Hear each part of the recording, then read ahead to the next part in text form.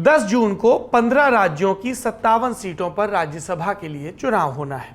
इस चुनाव का खेल ऐसा होता है कि जिस पार्टी के पास जितने ज्यादा विधायक, उसके उतने ज्यादा राज्यसभा सांसद। आम परिपाटी में माना यह जाता है कि जिस किसी को पार्टी कैंडिडेट डिक्लेयर कर दिया गया उसका राज्यसभा पहुंचना तय है। लेकिन पिछले कुछ चुनाव के बाद ये धारणा टूटती नजर आई, खासकर कांग्रेस के मामले में। और इस बार भी कम से कम 2 और ज्यादा से ज्यादा 4 सीटों पर पेच फंस गया है। कहां कहां ये सीटें? एक सीट राजस्थान की, एक हरियाणा की, एक कर्नाटक की और शायद एक सीट महाराष्ट्र की भी।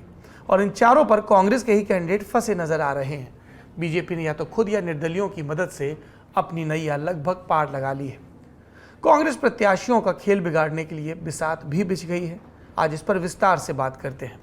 हरियाणा और राजस्थान की एक एक सीट पर कुछ ज्यादा मामला फंसा हुआ है, तो वहां पर ज्यादा डिटेल में बात करेंगे। और मामला क्यों फंसा है इन 2 राज्यों में? क्योंकि यहां पर 2 मीडिया संस्थानों के मालिक निर्दलीय प्रत्याशी के तौर पर मैदान में उतर गए हैं और भारतीय जनता पार्टी ने उनके लिए सीढ़ी लगा दी है, यानी समर्थन दे दिया है। विस्तार से समझते हैं खेल को। सबसे पहले बात राजस्थान की।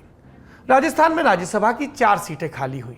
कांग्रेस ने टिकट दिया रणदीप सुरजेवाला, मुकुल वासनिक और प्रमोद तिवारी को, यानी 3 प्रत्याशी। बीजेपी ने एक कैंडिडेट दिया, घनश्याम तिवारी। अब 3 + 1 4 गिनती पूरी हो गई, तो लग रहा था कि नतीजे ऐसे ही आएंगे बिना किसी उसके। लेकिन ऐसा हुआ नहीं। कहानी में ट्विस्ट आ गया, क्योंकि निर्दलीय प्रत्याशी के तौर पर 31 मई को जी नेटवर्क समूह के मालिक सुभाष चंद्रा ने भी नामांकन कर दिया। खुद राजस्थान भाजपा अध्यक्ष सतीश पूनिया नामांकन के मौके पर पहुंचते हैं और उन्हें भाजपा के समर्थन का ऐलान करते हैं। अब ये खेल क्या है? सीटें 4, कैंडिडेट 5। थोड़ा गलत समझते हैं।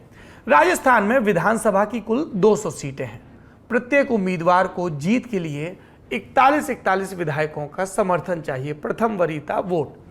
कांग्रेस के पक्के तौर पर अपने कुल 109 विधायक हैं, लेकिन इसमें एक पेच है।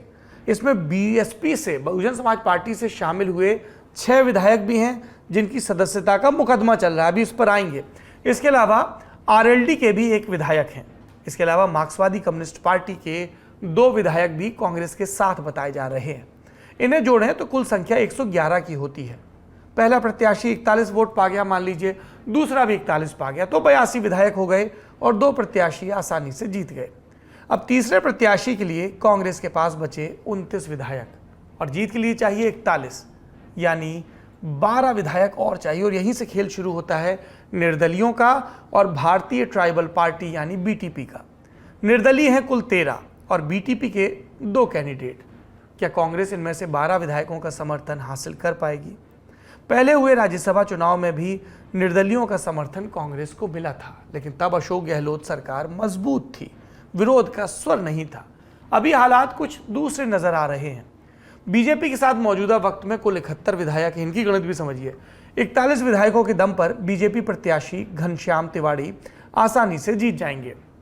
अपने प्रत्याशी को जिताने के बाद भी बीजेपी के पास 30 अतिरिक्त विधायक बचते हैं। हनुमान बेनीवाल की पार्टी आरएलपी ने सुभाष चंद्रा का समर्थन किया। ऐसे में उनका अंक गणित हो गया 33 का, 2 विधायक और जुड़ गए। पर जरूरी नंबर 41 से अब भी 8 कम है। तो इस गणित का लुभाव क्या है कि बीजेपी समर्थित प्रत्याशी सुभाष चंद्रा को जीत के लिए 8 विधायकों की जुगाड़ करनी है और कांग्रेस के तीसरे प्रत्याशी और यूपी के कांग्रेस नेता प्रमोद तिवारी को जीत के लिए 12 विधायकों का इंतजाम करना है। और इसीलिए मामला दिलचस्प हो गया है। दावा दोनों तरफ से जीत का है। दावा सुनिए, फिर आगे की बात। हमारे पास में जो दूसरी सीट थी, उसके लिए हम लोगों ने श्रीमान सुभाष जी का समर्थन किया है। हमारे 30 के 30 पार्टी के सदस्य वो सुभाष जी का समर्थन करेंगे और इस समर्थन के साथ भारतीय जनता पार्टी के जो तमाम इस तरीके के विचारों से साम्यता रखते हैं, समर्थक हो सकते हैं, क्षेत्रीय दल हो सकते हैं, उन सब से हमने एक विनम्र अपील की है।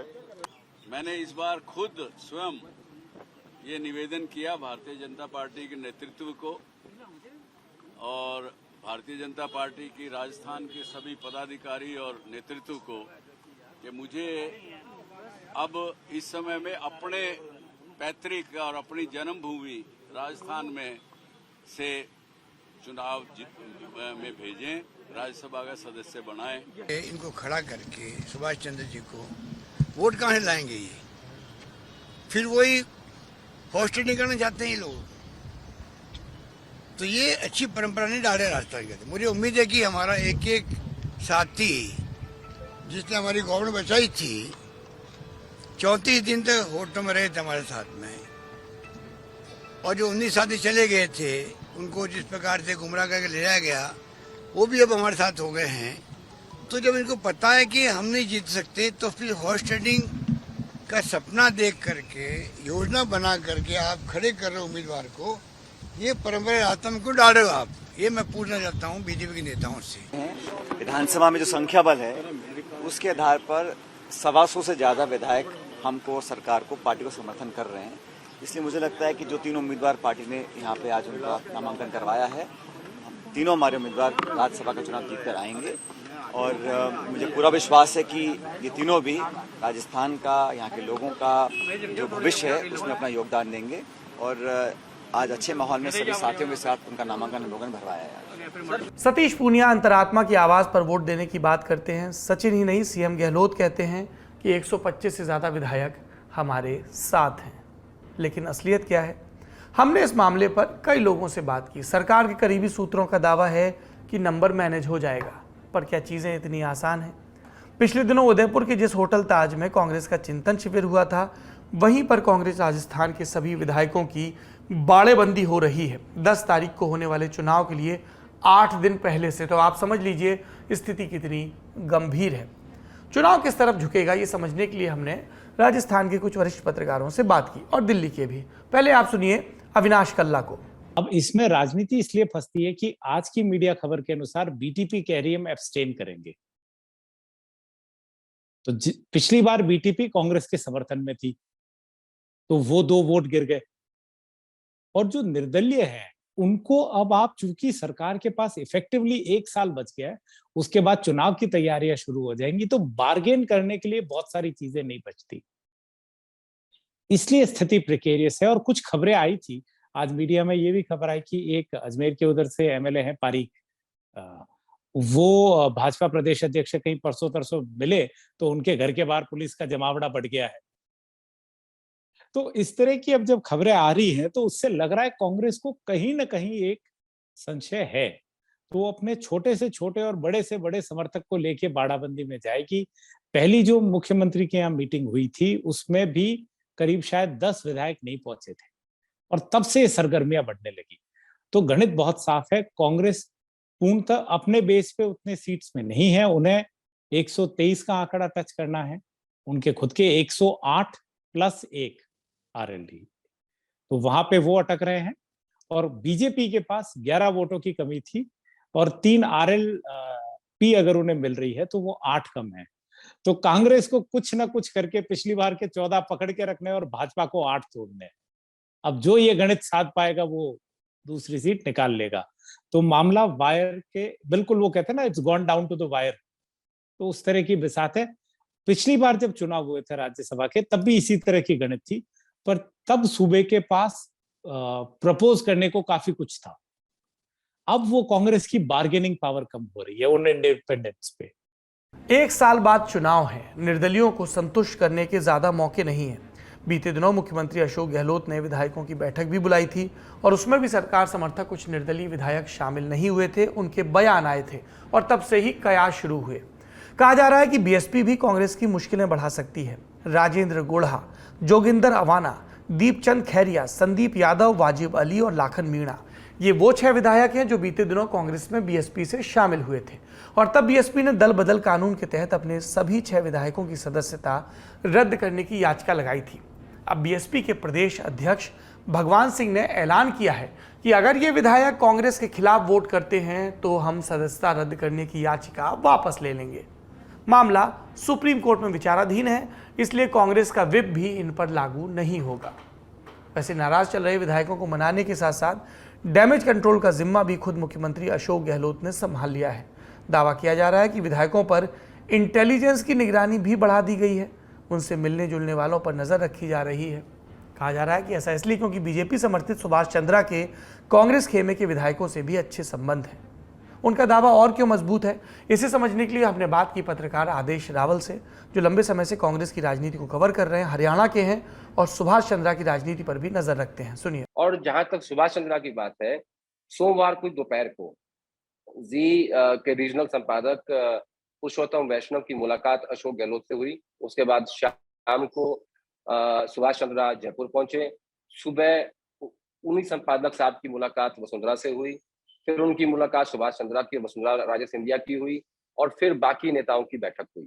तो कुल मिला के ये कहा जा सकता है कि सुभाष चंद्रा भी कोई हल्के कैंडिडेट नहीं है, क्योंकि इन्हीं सुभाष चंद्रा ने 2016 में हरियाणा में शाही के जरिए, यानी शाही चेंज करके लगभग 15 विधायकों का वोट कैंसिल करा दिया था और ये कांग्रेस और चौटाला और बीजेपी सबके समर्थन से जीत के आ गए थे। और सुभाष चंद्रा जी अब दूसरी बार जब राज्यसभा जाना चाह रहे हैं तो वो राजस्थान पहुंच गए हरियाणा से हटके।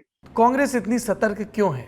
दरअसल यही सुभाष चंद्रा थे और यही राज्यसभा का चुनाव था, साल 2016 का था, और तब सुभाष चंद्रा ने निर्दलीय हरियाणा से पर्चा भरा था। तब भी बीजेपी ने समर्थन किया था। नंबर सुभाष चंद्रा का तब भी पूरा नहीं था, लेकिन खेल हुआ। कांग्रेस के 14 विधायकों का वोट खारिज हो गया, क्योंकि वोट बैंगनी की जगह नीली स्याही वाले पेन से डाल दिया गया। बताया जाता है कि इसमें एक वोट राजस्थान से मौजूदा कांग्रेस प्रत्याशी और तत्कालीन विधायक रणदीप सुरजेवाला का भी था। सुभाष चंद्रा पहले भी कांग्रेस की रणनीति को कच्चा दे चुके हैं, इसलिए इस बार अशोक गहलोत कोई कसर नहीं छोड़ना चाहते। और बीजेपी भी जानती है कि गहलोत मजे हुए नेता हैं, इसलिए वो भी अपने विधायकों की बाड़ेबंदी कर रही है। राजस्थान की बात हो गई, अब उसके पड़ोसी राज्य हरियाणा का रुख करते हैं। हरियाणा में राज्यसभा की 2 सीटों पर चुनाव होना है। कांग्रेस ने अजय माकन को उम्मीदवार बनाया और बीजेपी ने कृष्णलाल पवार को। यहां जीत के लिए 31 विधायकों का समर्थन चाहिए। माना जा रहा है कि बीजेपी प्रत्याशी की जीत तय है, मगर कांग्रेस के पास 31 विधायक होने के बावजूद अजय माकन की सीट फंसी बताई जा रही है। और ऐसा क्यों? क्योंकि निर्दलीय प्रत्याशी के तौर पर एक और मीडिया कंपनी के मालिक कार्तिकेय शर्मा ने नामांकन कर दिया है। कार्तिकेय को दुष्यंत चौटाला की पार्टी जेजेपी और बीजेपी ने समर्थन का ऐलान किया है। और कांग्रेस की गरारी क्यों फंस गई? क्योंकि उसे क्रॉस वोटिंग का खतरा है। वजह ये कि कार्तिकेय शर्मा हुड्डा सरकार में मंत्री रहे कद्दावर नेता विनोद शर्मा के बेटे हैं और पूर्व विधानसभा अध्यक्ष और कांग्रेस नेता कुलदीप शर्मा के दामाद। कांग्रेस के भीतर उनके अच्छे संबंध हैं। कार्तिकेय का गेम मजबूत क्यों माना जा रहा है? वजह ये कि उनके खेमे में बीजेपी के 9, जेजेपी के 10, गोपाल कांडा समेत 7 निर्दलियों की गिनती गिनाई जा रही है, यानी कुल मिलाकर 28 विधायक, जो जरूरी नंबर 31 से 3 कम है, यानी बड़ा नंबर नहीं है मैनेज करने के लिए। और कांग्रेस वो अंदर की गुटबाजी से जूझ रही है।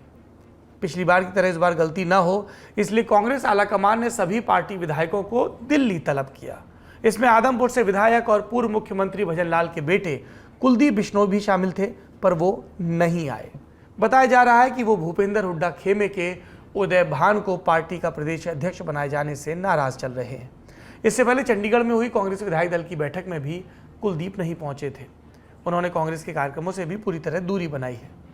यानी एक विधायक तो प्रकट तौर पर कम है। बाकी किन विधायकों का खेल हो रहा है, ये आप सुनिए टिप्पणीकार से। अब दरअसल समस्या इस बात की है कि 31 एमएलए हैं कांग्रेस के पास और 31 ही नंबर चाहिए राज्यसभा सीट अजय माकन को अगर जीतनी है तो। अब इसमें कुलदीप बिश्नोई पहले से नाराज है। उनका ये कहना है कि आपने पूरा स्टेट भूपेंद्र सिंह हुड्डा को दे दिया और जब तक मेरी मुलाकात राहुल गांधी से नहीं होगी मैं किसी भी कार्यक्रम में नहीं जाऊंगा। मेरी उनसे खुद बात हुई थी परसों, उन्होंने मुझे कहा था कि मैं राज्यसभा में वोट नहीं दूंगा। तो एक सीट तो उनकी ये कम हो जाती है। अब कुमारी शैलजा अध्यक्ष थी 1 महीने पहले तक हरियाणा की और उनके कोटे के 2 विधायक हैं। एक जगह है करनाल डिस्ट्रिक्ट में असंध, वहां से विधायक है शमशेर सिंह गोगी, और दूसरी जगह है अंबाला डिस्ट्रिक्ट में नारायणगढ़, वहां से विधायक है शैली चौधरी। ये दोनों कुमारी शैलजा कोटे के विधायक हैं, उनके बहुत नजदीकी माने जाते हैं। और शैली चौधरी के भाई हैं कालका से विधायक प्रदीप चौधरी। 3 हो गए। और चौथा एक सीट है समालका जो पानीपत से ठीक पहले पड़ती है 20 किलोमीटर, वहां के विधायक है धर्म सिंह छोकर। और इंटरेस्टिंग बात, शैली चौधरी, प्रदीप चौधरी और धर्म सिंह छोकर तीनों विधायक गुजर हैं। अब धर्म सिंह छोकर की प्रॉब्लम क्या है कि उनकी गुड़गांव में 4 कंस्ट्रक्शन कंपनीज को सरकार ने, खट्टर सरकार ने ब्लैकलिस्ट कर दिया और उनके ऊपर आरोप है कि उनके लगभग 12 से 15 हजार इन्वेस्टर्स के पैसे वहां डूब रहे हैं। तो उनकी गरारी सरकार ने टाइट कर रखी है। राज्यसभा चुनाव में जनरली ऐसा ही होता है। तो अगर ये 4 और कुलदीप बिश्नोई, ये 5 को हम 31 से माइनस कर दे, 26 बचेंगे। तो मेरा ऐसा मानना है कि कार्तिकेय शर्मा को सिर्फ 2 ही वोट चाहिए जाने के लिए। तो कुल मिला के मैं ये कह सकता हूं कि हरियाणा की राजनीति जो है वो फिलहाल ये जो राज्यसभा सीट है वो फंसी हुई है। इस हिसाब से देखा जाए तो अजय माकन की सीट पर भी मुश्किल है। सनद रहे कि यह सिर्फ दावा है, लेकिन कांग्रेस के 3 विधायक दाएं बाएं हुए तो खेल हो जाएगा। और इसी से बचने के लिए कांग्रेस ने अपने हरियाणा के विधायकों को छत्तीसगढ़ शिफ्ट कर दिया है। जाहिर सी बात है, वहां कांग्रेस सरकार है, तो अगला 1 हफ्ता हरियाणा कांग्रेस के विधायक रिजॉर्ट में गुजारेंगे। कहा जा रहा है कि रायपुर के मेफेयर लेक रिजॉर्ट में उन्हें रखा जा सकता है। राजस्थान हरियाणा के बाद बात कर्नाटक की। यहाँ पर 4 राज्यसभा सीटों के लिए वोट डाले जाने हैं। 3 में से 2 सीट पर बीजेपी की तरफ से निर्मला सीतारामन और अभिनेता से नेता बने जग्गेश की जीत तय मानी जा रही है। 1 सीट कांग्रेस के खेमे में जाएगी, ये कहा जा रहा था, और यहाँ पर कैंडिडेट थे जयराम रमेश। और चौथी सीट, इस पर मुकाबला फंसने की बात है। इसके लिए बीजेपी ने तीसरे उम्मीदवार के तौर पर निवर्तमान एमएलसी लहर सिंह सिरोया को उतारा। जनता दल सेकुलर यानी देवेगौड़ा की पार्टी से डी कुपेंद्र रेड्डी को उतारा गया, जबकि कांग्रेस ने दूसरे उम्मीदवार के तौर पर कर्नाटक प्रदेश महासचिव मंसूर अली खान को उम्मीदवार बनाया। चौथी सीट पर बीजेपी के लहर, कांग्रेस के मंसूर और जेडीएस के कुपेंद्र के बीच टक्कर होगी। बीजेपी के पास 2 प्रत्याशियों को जिताने के बाद 32 विधायक बचेंगे। कांग्रेस के पास 1 जिताने के बाद 25 विधायक, पर जीत के लिए जरूरी हैं 45 वोट। जिसके ज्यादा करीब कौन सी पार्टी नजर आ रही है आप देख सकते हैं। आखिरी में बात महाराष्ट्र की। महाराष्ट्र की 6 सीटों पर राज्यसभा के लिए चुनाव होने हैं। बीजेपी ने टिकट दिया केंद्रीय मंत्री पीयूष गोयल को, अनिल सुखदेव राव बोंडे को और धनंजय महादिक को। शिवसेना से उम्मीदवार बने संजय राउत और संजय पवार, एनसीपी से प्रफुल्ल पटेल और कांग्रेस से इमरान प्रतापगढ़ी। आपने जोड़ा सीटें 6, उम्मीदवार 7। दरअसल बीजेपी ने एक तीसरा उम्मीदवार उतारकर मामले को रोमांचक कर दिया। इसके साथ ही कांग्रेस के इमरान प्रतापगढ़ी की सीट फंसती नजर आई। क्यों? दरअसल इमरान प्रतापगढ़ी का कैंडिडेचर डिक्लेयर होने के साथ ही महाराष्ट्र में विरोध हो रहा है। हमने आपको बताया था, एक्ट्रेस नगमा समेत कई लोगों ने ट्वीट कर विरोध किया। उनको लेकर प्रदेश कांग्रेस के नेता पार्टी अध्यक्ष सोनिया गांधी को भी पत्र लिखकर पूछ चुके हैं कि क्या इसी तरह से दरबारियों को टिकट दिया जाता रहेगा। पवन खेड़ा ने भी कहा था, तपस्या में कुछ कमी रह गई क्या? पर ये तो बयान थे। कहा जा रहा है कि विधायक दल में भी सब कुछ ठीक नहीं है। ऐसे में क्रॉस वोटिंग की आशंका है, और अगर ऐसा हुआ तो बाजी पलट सकती है। सुनिए इस पर विशेषज्ञ की राय। इमरान प्रतापगढ़ी के कैंडिडेचर का जहां तक सवाल है, सबसे पहले तो ये कैंडिडेचर देने से पहले ही महाराष्ट्र कांग्रेस में हमने देखा था कि कई लोगों का विरोध था कि किसको ये उम्मीदवारी दी जाए। महाराष्ट्र कांग्रेस में एक ग्रुप ऐसा था जो मान रहा था कि ये सीट जो है महाराष्ट्र के किसी नेता को देनी चाहिए, क्योंकि जो सीट खाली हो रही थी वो थी पूर्व गृह मंत्री और कांग्रेस नेता पी चिदम्बरम की। तो एक गुट का ये कहना था कि महाराष्ट्र के किसी नेता को अगर ये सीट दी जाए तो चूंकि महाराष्ट्र में कांग्रेस सत्ता में है तो इस सीट का उपयोग या फिर इसका उपयोग राज्य में पार्टी को बढ़ाने के लिए, पार्टी के किसी नेताओं को ये चांस देने के लिए हो सकती है। दूसरी चीज, क्योंकि प्रेफरेंशियल वोटिंग होता है, सेकंड प्रेफरेंस के वोट महाविकास आघाड़ी किस तरह से प्लान करती है, किस तरह से डिवाइड करती है, इस पर भी बहुत ज्यादा चीजें निर्भर होती है। लेकिन चूंकि कांग्रेस के पास सबसे कम वोट है और एकदम कट टू कट आंकड़ा है, इसलिए कांग्रेस के लिए माना जा रहा है कि थोड़ा ये चुनाव मुश्किल भरा होगा। शिरडी में 2 दिन का कांग्रेस का नवसंकल्प शिविर हुआ है, उसमें इन सब चीजों की बात की गई है। इन सब चीजों को लेकर एक शिरडी प्लान बनाया गया है। अब वो किस तरह से ग्राउंड पर इम्प्लीमेंट होता है, इस पर पूरा डिपेंड करता है कि किस तरह से कांग्रेस का उम्मीदवार आसानी से चुनकर जीता है। और इसी पर इमरान प्रतापगढ़ी की पूरी हम कहते हैं मदार चढ़ी हुई है। तो ये राज्यसभा चुनाव का गुणा गणित है। इस तरह से जो पूरी मैनूवरिंग चल रही है पॉलिटिकल, उसको लेकर कई लोग ये भी कहते हैं कि क्या इसको लेकर और भी सख्त नियम बनाए जाने चाहिए। आप भी अपनी राय जरूर बताइएगा, क्योंकि संवाद जरूरी है और आपकी राय से हमारा समृद्ध होना भी जरूरी है।